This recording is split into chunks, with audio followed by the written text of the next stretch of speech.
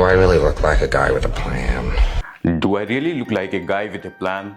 You know what I am. I'm a dog chasing cars. That famous line from Joker in The Dark Knight perfectly captures one kind of protest. Loud, chaotic, emotional, with no clear idea of what happens after the protest succeeds. And that brings us to Jantar Mantar. अपने देश का प्रधानमंत्री बहुत ही नीच आदमी, बहुत ही रंगीले आदमी है। किसी लायक नहीं हो तुम, देश के ऊपर थू हो तुम, थू। तुम्हारे से ज्यादा बढ़िया गली का कुत्ता होता है, वो वफादार होता है कम से कम।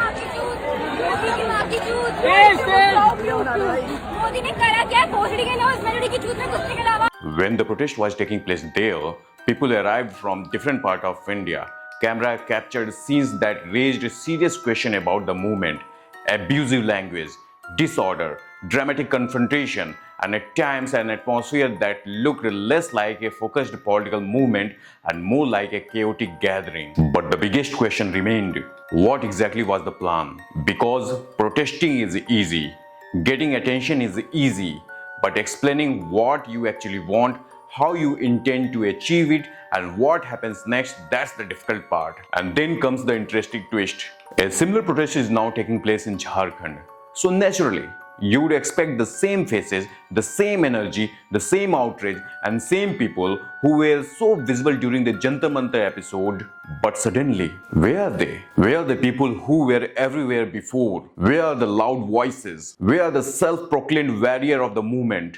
And most importantly, why does the enthusiasm appear to have disappeared when the protest moved to Jharkhand? And it becomes more suspicious when Abhijeet Dipke went to Maharashtra and another BJP-ruled state instead of Jharkhand, where actual students are struggling. One name being discussed in this context is Abhijeet Dipke. He has reportedly said that he is unwell and therefore unable to participate in Jharkhand protest. Now let's be clear, if someone is genuinely sick, their health obviously comes first.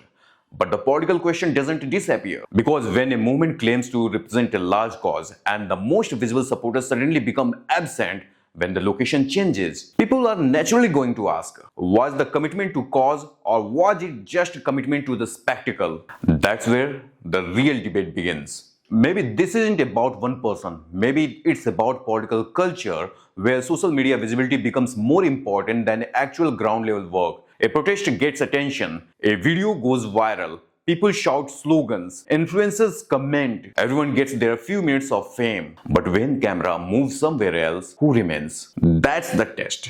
Because a genuine movement doesn't exist only where cameras are. A genuine movement follows its principles even when nobody is watching. And if someone wants to call themselves the soldier of cause, then the obvious question is, where are those people, where are those soldiers when the battle is actually happening? The Joker's philosophy was simple. I just do things. And perhaps that's the danger of a movement without a clearly articulated destination. Noise can create headlines, anger can create crowds, social media can create the illusion of momentum. But eventually, every movement faces the same question, what is the plan? So don't judge a protest only by how loud it is at Jantar Mantar. Judge it by what happens when the cameras disappear.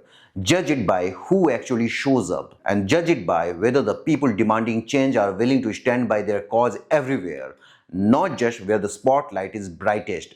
Because a movement that exists only in front of cameras isn't a movement, it's a performance.